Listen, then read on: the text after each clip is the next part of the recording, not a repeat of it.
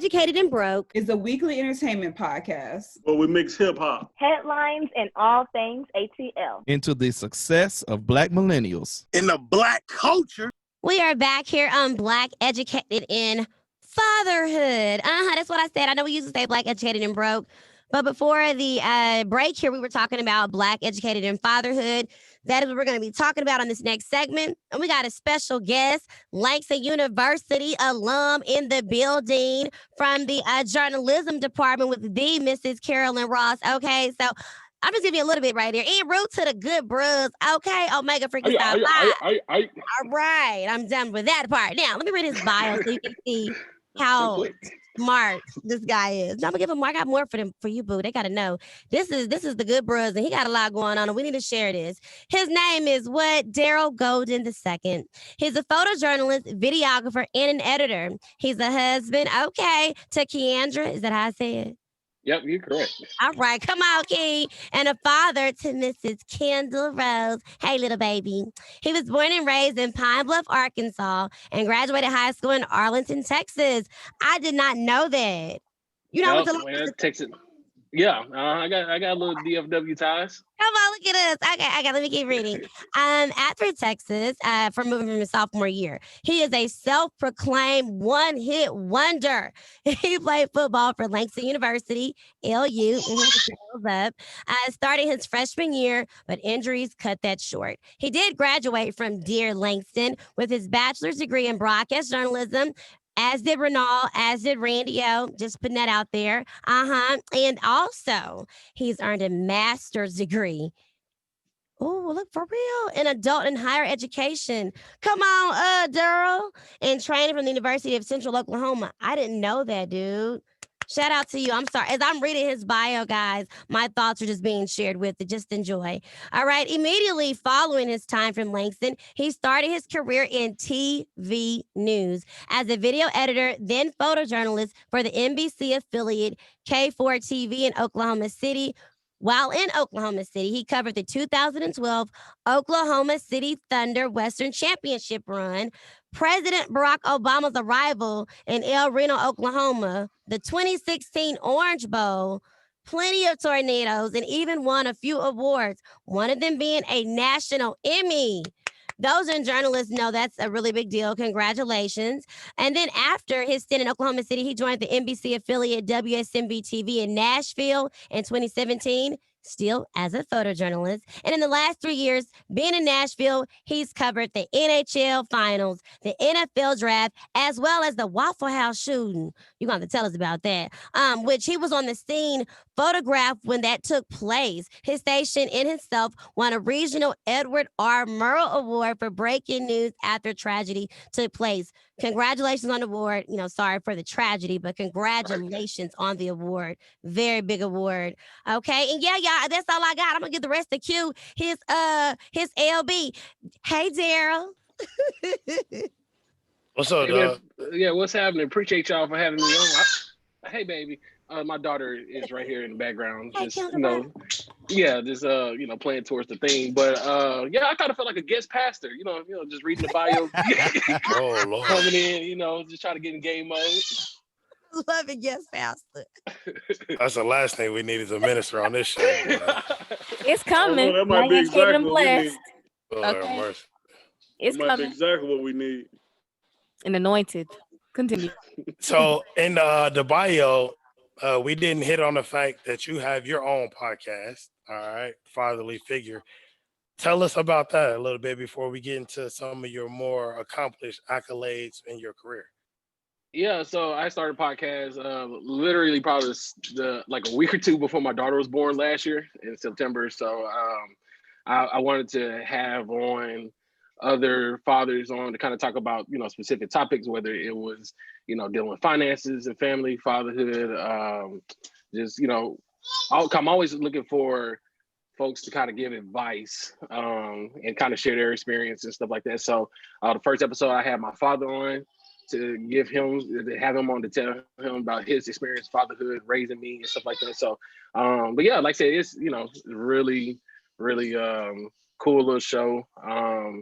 You kind of breezed over your father, but you got to make it known that Your pops is a Chiefs fan. All right, go get back to it. yeah, he's a Chiefs fan. Unfortunately, I didn't follow the same path. Steelers Nation. Smart man. Holla at me.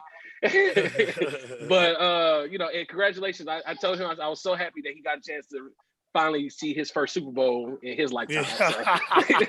Took long enough. Like seeing the first black president, wasn't it? Right. It's Oh, just a rare man. occasion and stuff. So Yeah, whatever. Y'all chill out. But like I said, just wanted to, give guys I know, fathers I know, fathers that I meet in everyday life, an opportunity to kind of, talk about them and talk about their experiences. So tell us, some more about the podcast. You've had your father on. Any memorable guests you've had? Something specific that stood out more than something else? It's funny. Probably the most memorable guest I had was a friend of mine, Prairie View A&M alum, Richard White. He is not the father, but he did come on the show to talk about mental illness and him dealing with mental health issues and him dealing with depression and stuff like that. And I just thought that was like super impactful. It was something because I've been very fortunate not to have to deal with depression. I've actually kind of experienced anxiety for the first time, with everything going on in the world, and also just dealing with George Floyd and just working in the news. So like I said, it was super insightful. I never really got an opportunity to really sit down and talk with somebody. I'm sorry, my daughter just like, we are baby. unfiltered here on Educated in Fatherhood. What you hear is what you gonna get, because we real up That's in right. here. She a part of the show. Okay. Yeah, I know. I'll just that's why I got the white background here and stuff. Just I love you too, baby. But like I said, just getting an opportunity to talk to somebody that has dealt with that, and like I said, it was super insightful for me. It gave me a better understanding to for those who have to deal with those issues. So but it's on. I'm sorry, it's on all platforms. So same thing, like I said, Spotify, Apple Podcasts, SoundCloud, the whole 9 yards. I just want to know, like, when people go to your podcast, what do you want them to get out of it? Like, what is your mission for them? My hope is that somebody can hear someone else's story and relate to that experience, learn from it. Again, like I said, not every situation that I have somebody come on and talk about, that I experienced. So it's like I said, it's a learning opportunity for myself, and I want it to be a learning opportunity for others as well.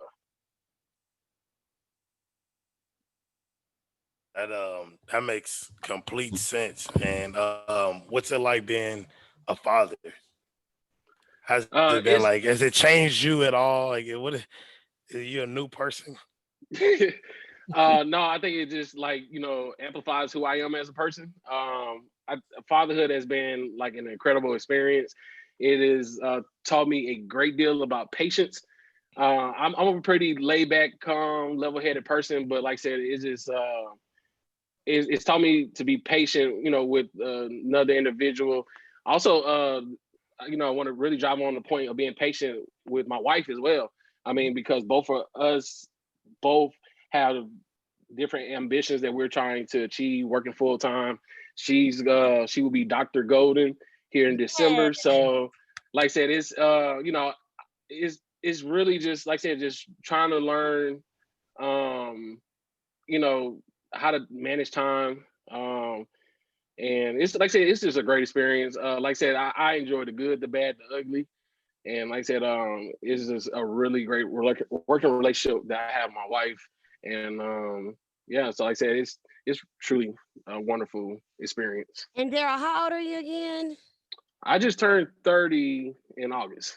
Okay, 30. So, I still consider that like you right in the cusp part here. So I want you to answer this question after our break, but do you feel like you waited too late to have your first child, or do you feel like you could have waited a little later So I want you to answer that, because you're a millennial dad, and that's of course that's becoming more of a normal. But some people are wishing that they would have waited and feeling the opposite. And we want to know what you think. So guys, if you want to hear what Darryl Golden II, okay, Mr. Photojournalist, what he thinks about, hey, did I have kids too soon? Was it too late? I know y'all want to know. I want to know. You got to keep it locked right here on Black, Educated, and Broke.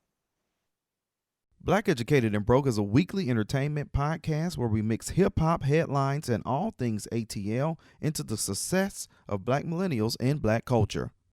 Alrighty, guys, we are back here on Black, Educated, and Fatherhood with Darryl Golden, Langston University alum, Omega Sci-Fi Fraternity Incorporated, photojournalist in the news, all that amazing stuff, that guy. So right before the break, we were talking about, I asked him a question. So, at 30 years old, you had your first child. Do you feel like it was too soon, or do you feel like, oh, I should have had it sooner? Mike is on you. The mic is on you, Darryl. Yes. Yeah, You were thinking about that. He's like, wait a minute. He can't even talk. Spit it out, Mike, Ricky. for a second, I thought she talking about Mike B. I was just like, oh, I ain't got no kids. Wait a minute. Right, let me check my text. No, but I think we hit a really sweet spot. So it's funny. My mom had me when she was 19. And so even as a kid, she drilled in our heads like, hey, make sure you live your life before you make this decision on having kids and stuff. So that is a cycle that has taken place in my family. Like everybody had kids real young and they, teens or early 20s and stuff. So I knew like going in, even before I met my wife, that this would be around the age that I would want to do that. So I think, like I said, I think it was perfect. Like our child was playing, like literally, like down to the hey, it's time, we got to go do our thing and stuff, whatever. So it might be TMI. No, but that's all right. We didn't know that. That's what I need to do. Okay, plenty. All right. I didn't need the visual. I'll be honest with you. Now you know how I felt earlier. Maya, wait, what? Huh. Yeah. So, So like I said, thing is with my career working in television, like people hop markets like every 2 to 3 years. Things have just kind of worked out for me, just working down to the T, putting me where I need to be in life and stuff. So I don't know, like if I wasn't married, if I wasn't, a father, I definitely would probably be, same thing, doing like everybody else, all my other colleagues, and just hopping different cities and experiencing that. So, because like I said, there's, especially in news, there's like, working at a network, I could, possibly be that on-call photographer to cover every major event and stuff like that. So I know I won't be able to do that if I want to be home with my family and stuff like that. So, but like I said, I think we hit it right around the right time. And like I said, I always same thing, what was told to me, hey, make sure, you get the opportunity to live your life. If people have children earlier, then cool and stuff. Not to say I wouldn't have been able to handle it, but I think we did it right when it was our time. I think that's a good point for our field. I know I've noticed a lot of time. Well, I can't say a lot of times. It's more of a general statement, but more often than not, you'll see journalists who don't have children, and sometimes they're not even married. Like it's kind of just them living their life until they get to a certain point where they've established themselves in the field, and then they'll start the family aspect. So, for some people, it does take a strong partner, even if you're not married, somebody that's going to be able to be like, listen, I got to go to work, and this is breaking news. I got to leave like right now and go take care of this. And then, be back. Everybody can't handle that, and then all jobs aren't like that, man. It kind of breaks it up. So it's dope that for those who have a partner who can hold that down, that does it. But if you can wait, then I'd say wait.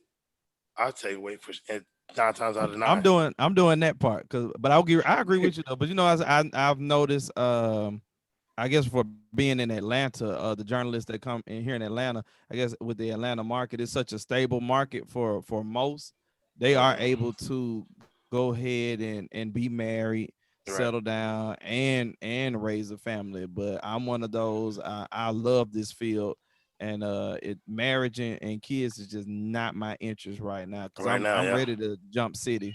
I'm ready to Well, go. that's kind of funny that you bring that up. Then I'm gonna toss it to Maya because she had a couple of questions. But that's kind of like my reality because here I am. I consider myself. I'm a journalist, and I Hmm. am 33 years old. I am single. I do not have children. Wait, Yeah, I wait, have a what? You boyfriend. single? I'm What? talking, but I'm not married. I ain't married. Come on now, let's be You ain't real. married, so you single.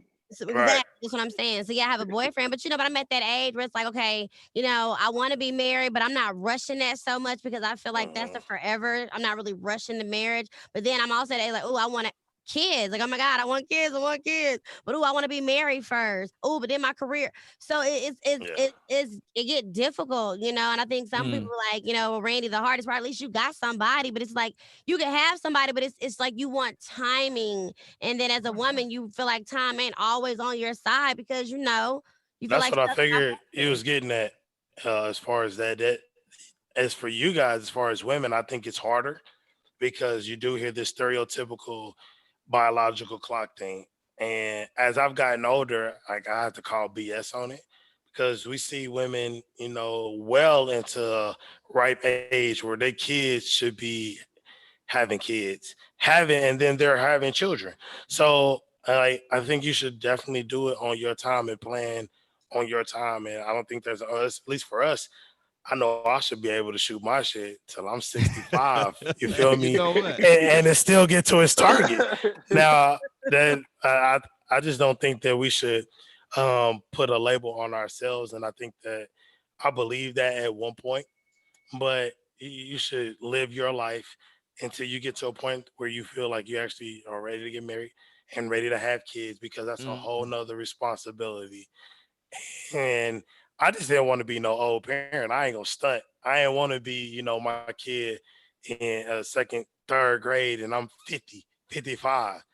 I just wasn't having it. I want to be able to run around and still be active. I'm tired today, son. I can't move.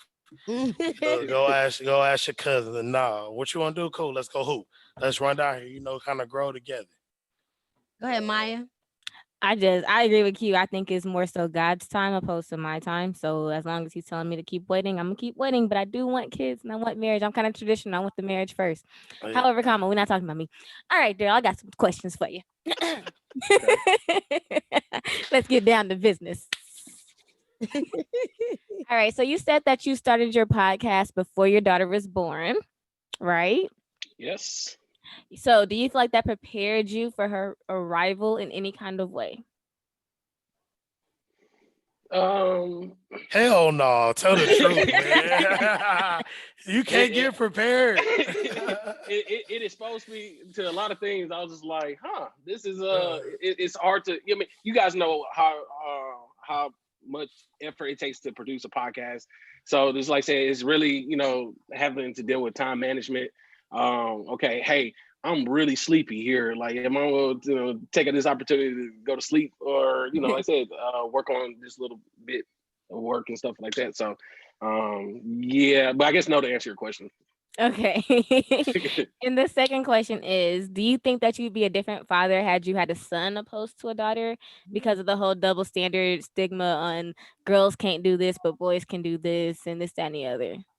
That is a really great question. I would like to think that I wouldn't, because like even prior going into fatherhood, I've already worked to change my thinking of trying to be equal when it comes to as equal as possible to come to raising kids, whether they're boy or girl. So I would like to think that I would absolutely keep it consistent. That's a question I ask a lot of my friends who got both sons and girls.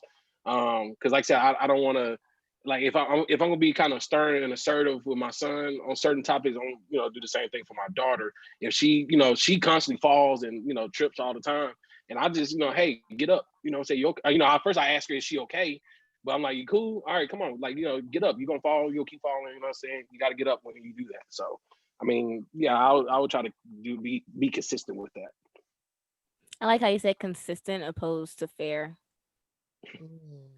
I like that because fair for somebody isn't fair for someone else. You know what I mean? Right. So I like how you said Yeah. consistent. You gotta What'd know you your say? children. True. That goes in with knowing them, because say you do have the boy and the girl and you want to treat them like you said consistent, but you got to know maybe your son is a little more sensitive than your daughter, so you could talk to her a little more stern and she's not going to take it personal, but your son might clam up. So you got to kind of understand on who you're talking to and how they're going to perceive it, and vice versa, either way, even with the same sex kids. And talking to one and then talking to another completely different. They understand different. It's just like no different from us. What is that noise? Who's got a pickup truck in the backyard? He said, Ron, the little kids moving you out. No, they done got quiet now. I think they went in the house finally. They probably heard your old grumpy ass, boy. Man, they done. You know that's the wilding, mean man bro. in the Like, building. He said the street lights is on. Why y'all outside? exactly, Mr. bro. Ron upstairs. He Hey, well, always fussing. It's like that time that time we was at Alabama, Q. Oh Lord! Oh, you got Listen. cute stories. You don't have great Hit him up stories. early about the story right before we go get up out here. Yeah, go and hit that story. Hold on. This story ain't about me, to be honest. He's got a story, but this one ain't about. This is actually about him. That ain't got nothing to do with me. He probably has more stories on me than I do on him, but discretion is the key. yeah, absolutely. He made you sign the NDA before you came on the show. Not at all. I'm an open book. Listen, you y'all don't know nothing that he don't know. I mean, I maybe know. he might. I don't know. We'd have kicked it. We had good times. You ain't got to fake kick it, Daryl. Kicked it and got up and went to church. So right. Yeah. Exactly.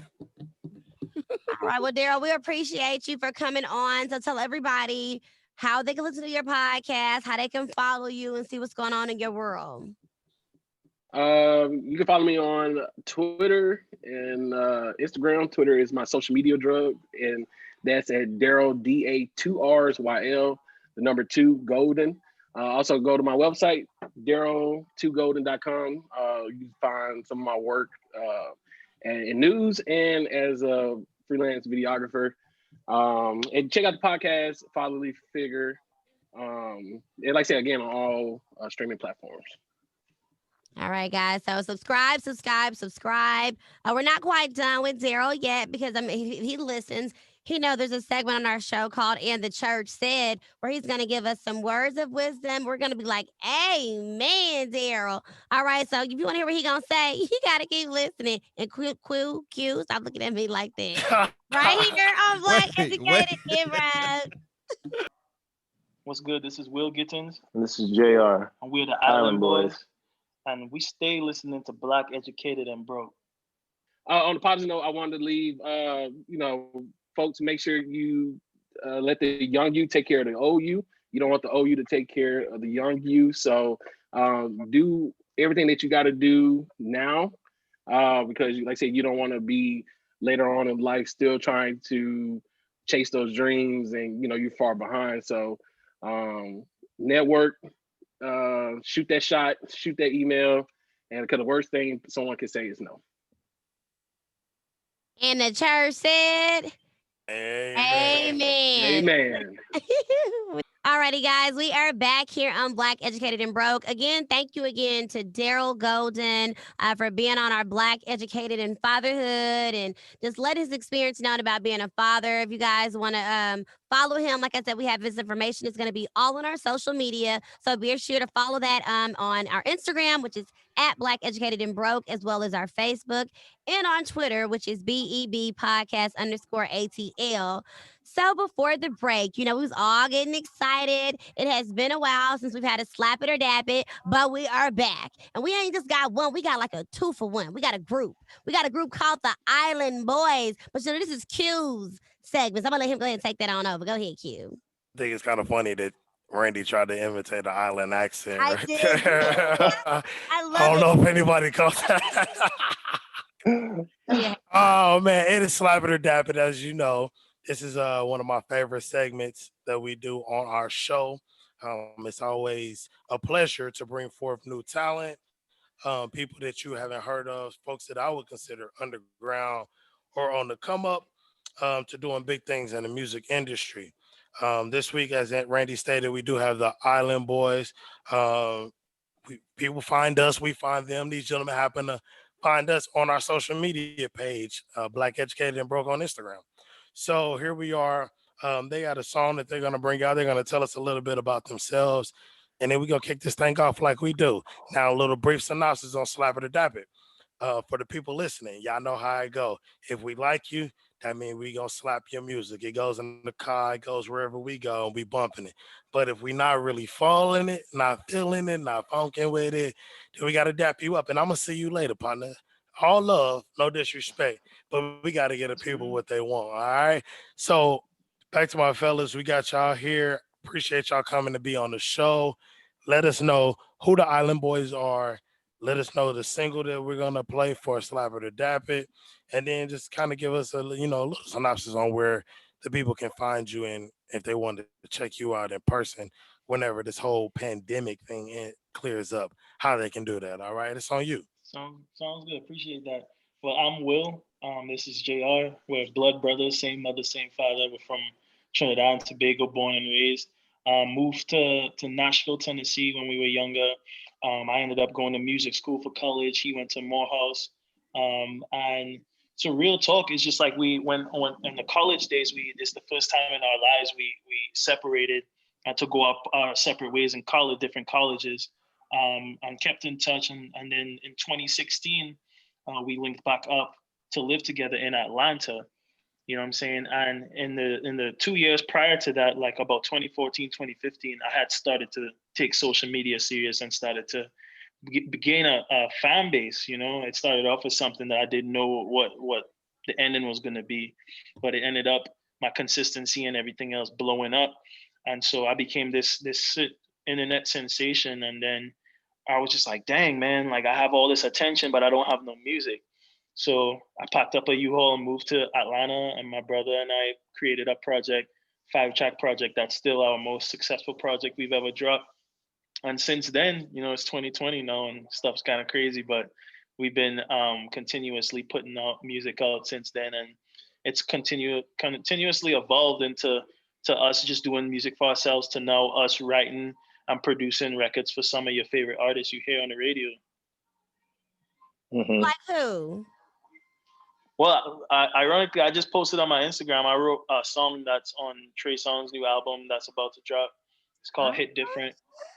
Shout out to my homies B Hess and Marquise and the whole UCMG family. And we got about 2 or 3 records. We got like 3 records on our friend Rotimi's album coming out. We got a couple records on Trevor Jackson, Tank. We got like 3 records on Tank's next project.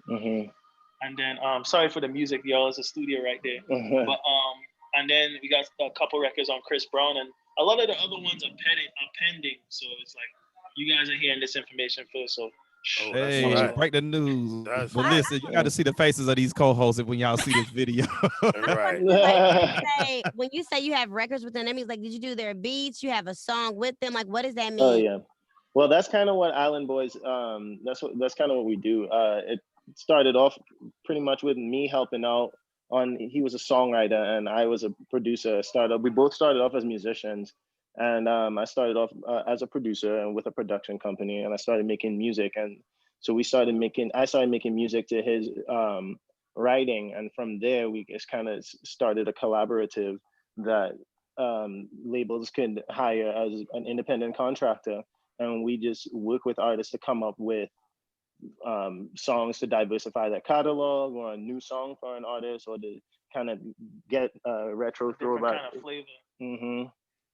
Okay, listen, we got to break in 5 minutes. So in these 5 minutes, you got to give us like a sample of what y'all do or something. Like, go on and what y'all got, Island Boys? Oh, shoot, it's gonna be hard for us to play some with all his bass right here. But I could actually play the latest song that we dropped. It's called Alone. The song that we sent. So it's like this. Social distance is what I needed. So conceited. I gave you all of me, but you wasted my time. Don't know why you still have power over me. And it replays in my mind all the hurt and the pain you caused. Over and over again, I keep falling. Try to run away, I'm pulling back in. No more turn the page, it's the silence that you left me with when you broke my heart in two. After all I've done for you, you act like you don't care how I feel. Now you're blowing up my phone, 'cause you know you did me wrong. If this is what love is, then I'd rather be alone. I'd rather be alone.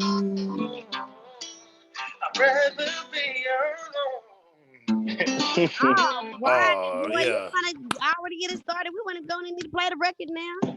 It's serious. All Oh right. yeah, let's do it. Good for it. Wait, Well, time out. He said Morehouse. Oh yeah, get in there, get in there, get in there, Maya. Go ahead, Mike. What's up, Go ahead. Maya? You see love. I went to Clark, Atlanta. You know, Oh yeah, that's what's up. What year? 2016. All right, cool. You? Yeah, I went in 08 and I came out 2013. You know the AUC got to take an extra year. Yeah, you know. What dorm? I stayed freshman year. I stayed Hubert Hall, Okay. and then I Okay. stayed in the suites, and then after that I stayed in Magnolia. I'm sure you know where that is. Yeah. But I'm real familiar with the suites. Okay. Oh, I stayed in Myrner. Oh. Hey. Oh, okay. Mind your businesses. By sharing. My Morehouse brother. My Oh, Morehouse yeah. brother always made dinner on Sunday.